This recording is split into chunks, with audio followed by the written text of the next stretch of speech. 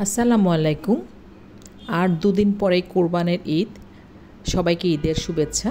প্রত্যেক বছর কোরবানের ঈদের জন্য একটা স্পেশাল শাহী মশলা আমি বানিয়ে থাকি। সেই মশলার রেসিপিটি আজকে আপনাদের সাথে শেয়ার করব। অত্যন্ত সুগন্ধযুক্ত এই মশলাটি বানাতে আমি প্রায় 21টির মতো উপাদান ব্যবহার করেছি। কি কি উপাদান এখানে ব্যবহার করেছি, কতটুকু পরিমাণে ব্যবহার করেছি, এই মশলাটা ঈদের মাংস ছাড়া আর কিসে কিসে ব্যবহার করা যাবে সেটাও আজকে বলে দিচ্ছি।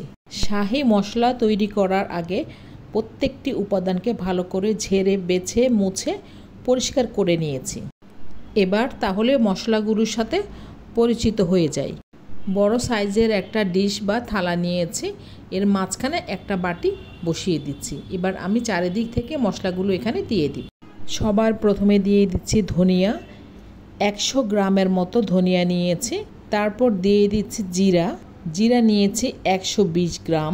এরপর নিয়েছি শাহি জিরা নিয়েছি 80 গ্রাম। সেই সাথে মিষ্টি জিরা দিয়ে দিয়েছি 30 গ্রাম। 70 গ্রাম নিয়েছি সবুজ এলাচ, 40 গ্রাম নিয়েছি কালো বড় এলাচ। কালো গোলমরিচ নিয়েছি 50 গ্রাম। সাদা গোলমরিচ নিয়েছি 70 গ্রাম। কাবাব চিনি নিয়েছি 30 গ্রাম। লবঙ্গ 50 গ্রাম। জয়ত্রী নিয়েছি 50 গ্রাম। জয়ফল নিয়েছি 40 গ্রাম। অর্থাৎ এখানে ছোট সাইজের 8টা জয়ফল আছে। স্টার অ্যানেস বা স্টার মশলা দিয়েছি 20 গ্রাম। আর রাঁধুনি দিয়েছি 30 গ্রাম।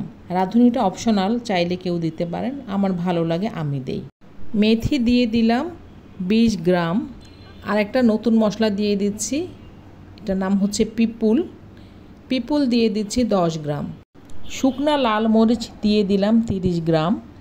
মরিচটা দিলে মশলার কালারটা সুন্দর আসে। এবার তেজপাতা দিয়ে দিলাম 10 গ্রাম। দারুচিনি দিলাম 100 গ্রাম। পোস্তদানা দিয়ে দিলাম 50 গ্রাম। হালকা মিষ্টি স্বাদযুক্ত এই মশলাটি অন্যান্য মশলার ভিতরে একটা ব্যালেন্স নিয়ে আসে। এবার এগুলোকে একটুখানি টেলে নিতে হবে।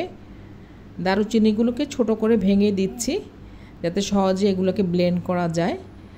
আমি সব সময় আগে 2 দিন রোদে শুকিয়ে নিতাম, তারপর চুলায় হালকা টেলে নিতাম। তো এখন যেহেতু রোদ নাই, অল্প আঁচে দমে রেখে চুলাতে এগুলো বসিয়ে রেখেছি প্রায় 3 থেকে 4 ঘন্টার মতো। আর মাঝে মাঝে নেড়ে দিয়েছি।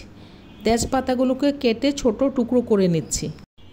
জয়ফলগুলোকে ভেঙে ছোট করে দিচ্ছি যাতে এগুলো সহজেই গুঁড়া হয়ে যায়। পোস্ত দানা বাদে সব মশলাগুলোকে একসাথে মিশিয়ে নিচ্ছি। এবার এগুলোকে চুলায় একটু টেলে নিতে হবে। চুলায় একটা বড় কড়াই বসিয়ে দিয়েছি, তাতে প্রথমে দিয়ে দিচ্ছি বড় সাইজের যেই মশলাগুলো। ছোট মশলাগুলো পরে দেব, কারণ ছোটোগুলো তাড়াতাড়ি পুড়ে যাবে।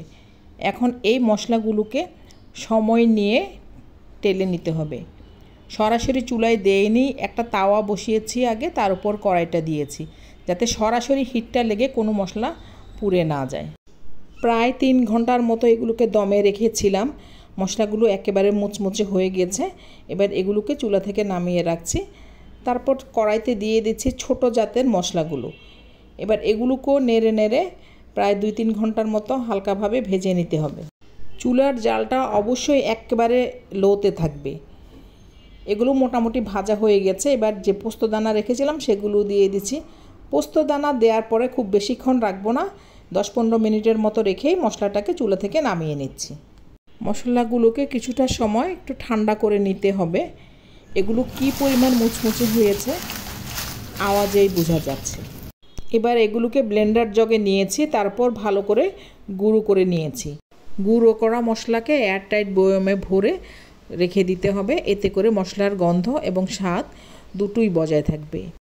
গরুর মাংস ছাড়াও অন্যান্য বিভিন্ন ধরনের মাংস রান্নায়, যেমন গরুর কালা ভুনা, কাবাব, খাসির মাংস, মুরগির রোস্ট, বিভিন্ন ধরনের চাপ এবং অন্যান্য যেসব রান্নায় গরম মশলা ব্যবহার করা যায় সেখানে ব্যবহার করা যাবে। এটা পরিমাণে খুব একটা বেশি দেওয়া লাগে না।